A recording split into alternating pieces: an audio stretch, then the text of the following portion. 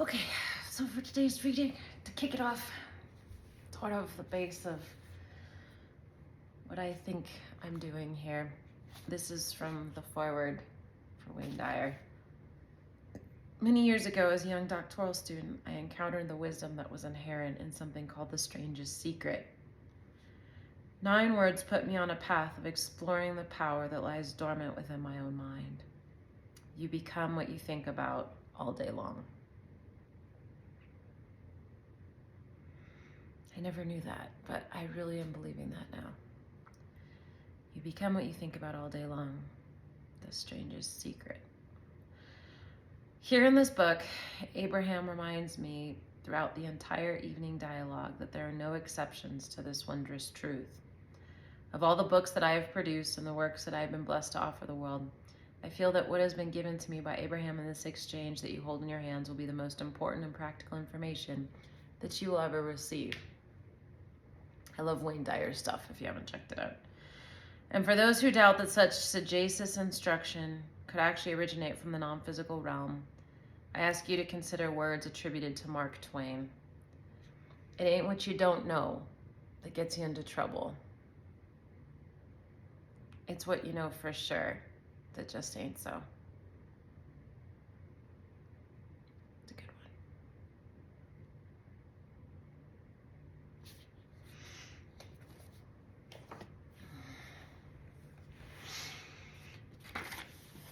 Okay, so the amazing power of deliberate intent. Power of deliberate intent. Chapter 7, you're manifesting the essence of what you're thinking about. When you begin to understand the vibrational nature of thought and the way the law of attraction responds to it, you then begin to understand how it is that you are the creator of your own reality. Everything about your life is coming to you in response to the focus of your thoughts. But until you understand the vibrational nature of your thoughts and discover a comparative way of recognizing them, you have no deliberate control over your own experience. Deliberate creation is much more than just deliberately choosing a subject of attention and focusing upon it. For while it is a good thing to deliberately choose the subject of your attention, you must also feel for the vibrational content of your thought in order to really be in deliberate control of your creating. For example, you may be focused upon the subject of financial abundance. But this subject, like all subjects, has great variety within it. On one extreme, the subject is the thought of the presence of financial abundance, while on the other extreme, the subject is the thought of the absence of financial abundance. So in a simplistic sense, every subject could be seen as 2 subjects, what is wanted and the lack of what is wanted. When we say to our physical friends, you get what you think about, sometimes they feel confusion, for they believe that they've been thinking about achieving more money, a healthier body, a better relationship, or more satisfying work. People will sometimes argue that they've been definitely thinking about more money, and they do not understand why, if what we say is true, more money is not coming into their experience. But the subject of money has a varied vibrational range. The subject of money ranges from a magnificent, ever-flowing abundance all the way to the desperate absence of abundance. So merely focusing upon the subject or the idea of money is but the beginning of the necessary focusing or molding of the vibrational energy required to bring money into your experience. Directing your thought to the subject of money is a good first step, but then it is necessary to understand where, on this wide range of vibrational possibilities relative to the subject of money, you actually are. Which end of this vibrational range are you leaning toward? Are you a closer match to the magnificent abundance? Or are you a closer match to the desperate absence of abundance? You can easily answer this question when you understand your emotions, for it is through emotional awareness that you understand the vibrational content of your thoughts. The way you feel as you are focusing thought is really what matters most. So some are beginning to acknowledge you get what you think about. But we would like to clarify. That's funny, it's like the same statement from Wayne Dyer in The Strangest Secret, you get what you think about all day long. But here it's just you get what you think about. But we would like to clarify that statement further by saying you get what you feel about what you think about. So that's an important distinction, and why I'm focusing on the emotional scale, right? How am I feeling? But this isn't just in general. This is saying any topic I'm thinking about, I'm going to have an emotion about, and it can vary. And that's why thinking about things that make you feel good is so powerful. So you get so thinking about all the things I was thinking about during meditation this morning, I guess, it's probably what's taking me to feeling weird. You get what you feel about what you think about. So where are you on the sliding scale of possible vibrations relative to the subject of money? You may often say that you want more money, but if you can consistently feel disappointment or even fear about not having enough money, then your vibrational offering regarding money does not match your statement of desire. And wherever your vibrational offering is where your point of attraction is. What is actually happening in your experience relative to the subject of money always matches the essence of your vibrational offering. Observing what is manifesting or happening to you can give you an accurate reading of where you are on the vibrational scale of possibilities. And that awareness can be extremely helpful. But it is possible for you to be aware of where you are on the vibrational scale before things manifest or occur in your experience, and that is a much more satisfying way to approach the deliberate control of your life experience. So you can either be aware of your point of attraction post-manifestation, so after it happens, or pre-manifestation, before it happens. Of course, we encourage having conscious awareness at all times about the direction you're headed. It would be like traveling in your vehicle, having a particular destination in mind, being on the wrong road altogether, and traveling in the opposite direction of your desired destination, but having no awareness that you were going in the wrong direction until you arrived at the wrong place. You can always correct your course, but the sooner you're aware that you're off the path, the better and more satisfying your journey will be. The key to joyful, deliberate creating is to choose the subjects of your thoughts intentionally while paying close attention to how each thought feels, for unless you're aware of how the thought feels, you have no understanding of where you are on the sliding scale of vibrational possibilities. All right, well, that was hammering home why I'm doing what I'm doing. Trying to figure out how I'm feeling based on what I think about. And normally I'm moving so fast through life and doing so much, I have no ability to really tell as I'm moving, so I'm creating this space. And this is a little 365-day flip booklet, also from Abraham, so we'll read today's. And it's the value of emotions.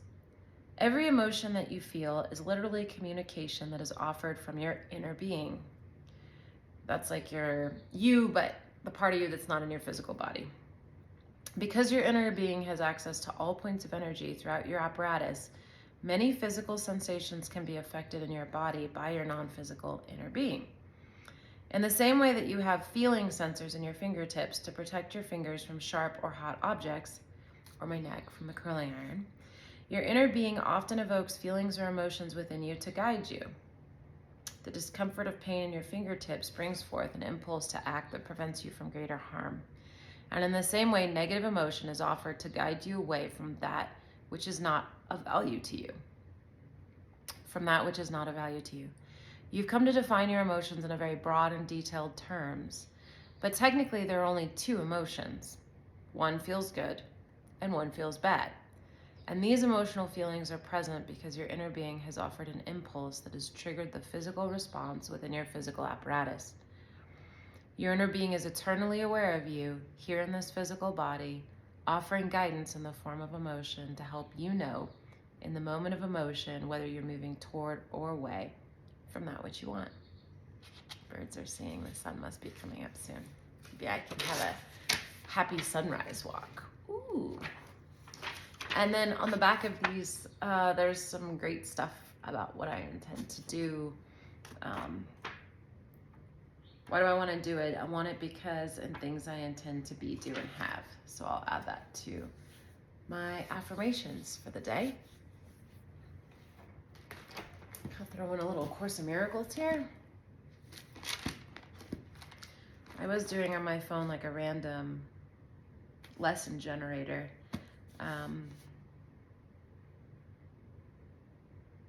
And it opened to lesson 79. Let me recognize the problem so that it can be solved.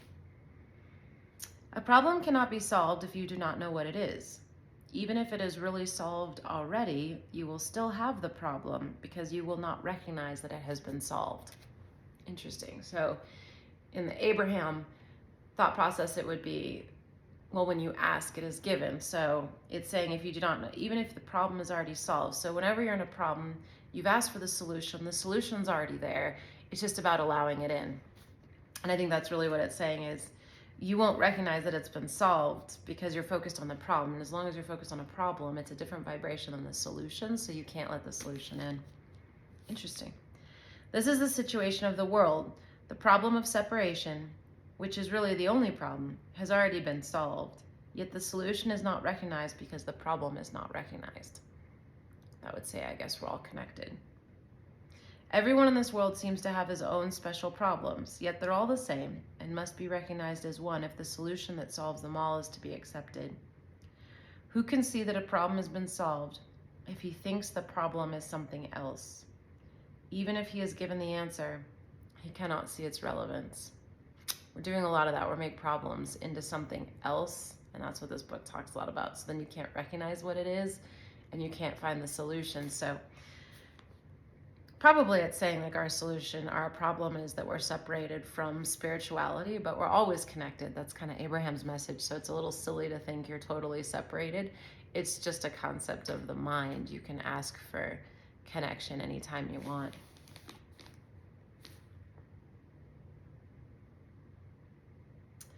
That is the position in which you find yourself now. You have the answer, but you are still uncertain about what the problem is. A long series of different problems seems to confront you, and as one is settled, the next one and the next arise. There seem to be no end to them. There's no time in which you feel completely free of problems, and at peace. The temptation to regard problems as many is the temptation to keep the problem of separation unsolved. The world seems to present you with a vast number of problems, each requiring a different answer. This perception places you in a position in which your problem solving must be inadequate and failure is inevitable. No one could solve all the problems the world appears to hold. They seem to be on so many levels in such varying forms and with such varied content that they confront you with an impossible situation. Dismay and depression are inevitable as you regard them. Some spring up unexpectedly just as you think you've resolved the previous ones. Others remain unsolved under a cloud of denial and rise to haunt you from time to time, only to be hidden again, but still unsolved. All this complexity is but a desperate attempt not to recognize the problem and therefore not to let it be resolved.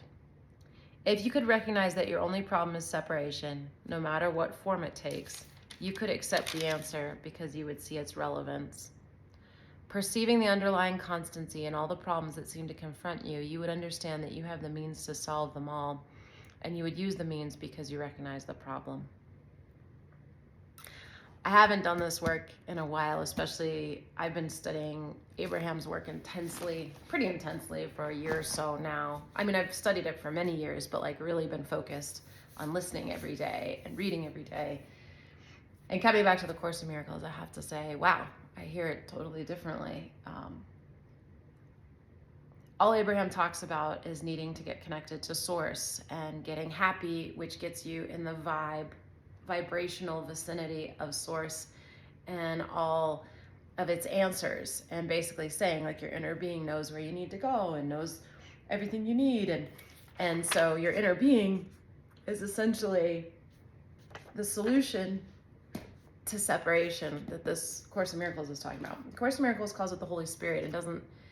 It says it's your teacher and part of you, but doesn't get as specific as this. And so I really think these two together, I guess I'm finding are more powerful, because I understand what the Course in Miracles is saying in a different way. It's just saying like, get connected to Source. Well, but it doesn't really give you the answer. It has you do meditations, which is good. Meditation is good, but I think it's really powerful to say like, get happy, and then you'll feel connected. And then it'll solve all of your problems, because all of your problems are really have to do with being down on the emotional scale and not being able to connect to all that is and all the good stuff. So that was really interesting. That gave me a lot to think about today. I feel really good getting a deeper understanding of the one and focusing in on why I'm doing this. That really grounded me and why I'm doing this. Like, I get what I think about all day long, how I feel about what I think. It's really important for me to begin understanding that my feelings aren't following my thoughts, or wait, my feelings are following my thoughts. I used to think my thoughts were happening to me, and so I didn't really have control over the thoughts I had, and I definitely didn't have control over the emotions that I was experiencing, because something's on my mind, I need to think about it.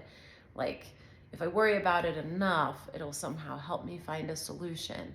And I'm realizing that isn't the case. I can't find the solution to the problem when I'm thinking about the problem, especially when I think the problem is something it's not. The best thing I can do is think thoughts that make me feel good.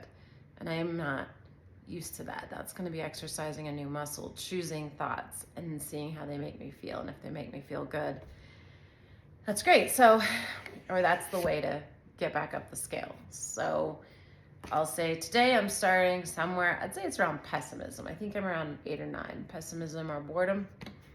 And this helped ground me in what I'm doing, and we'll see if I can use some other tools of mine to get it up. I'm going to start affirmations, and once the sun starts to come up, I'm going to go for a happy morning walk with my doggie.